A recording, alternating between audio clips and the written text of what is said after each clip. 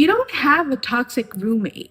You have unspoken expectations and no backbone. You're mad at behavior you never had the courage to correct. You're calling it disrespect, but you never opened your mouth. That's not bad luck. That's weakness. You stayed silent. You smiled. You swallowed it. Now you're resentful? You don't need a new roommate. You need a spine. And chapter 6 in the guide exists because most people would rather complain than lead. So let's talk about it. This isn't about dishes. It's not about noise. It's not about guests. It's about avoidance. You expect them to just know. You expect them to read the room. You expect common sense to magically align with your standards. And when it doesn't, you start building a case in your head. But silence isn't maturity. Silence is pressure. And pressure always leaks somewhere. This is why chapter 6 matters beyond roommates. This is leadership, training in a small space. Leadership isn't dominance. It isn't aggression. It's clarity.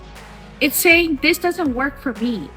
It's addressing one behavior early instead of resenting 5 later. The guide isn't about winning arguments. It's about structure. Identify the issue, state it clearly, remove the emotional essay, write it down, follow up. That's not confrontation, that's discipline. The same skill you use in a dorm is a skill you use in a meeting, on a team, in a partnership. Shared space is the training ground.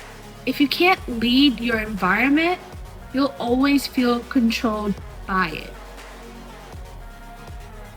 Most of us weren't taught this. You were taught be polite, don't cause problems, don't be too much. So you learn to shrink. You learn to tolerate. You learn to downplay. And then you learn to resent.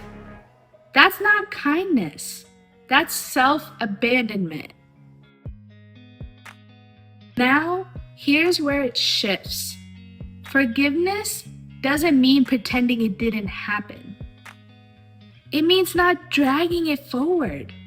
You don't have to replay every moment you stayed quiet. You're trying to survive. But survival isn't leadership. And abundance is knowing this. There's enough room in this world for you to take up space, you to need quiet, you to need sleep, you to say no without apologizing. Abundance means you stop shrinking to make other people comfortable. You speak and you trust there's space for you. This isn't about roommates. It's about whether you're willing to lead your own environment. Your room doesn't change because they change. It changes when you stop hiding behind silence. That's the work. That's chapter 6. And that's leadership.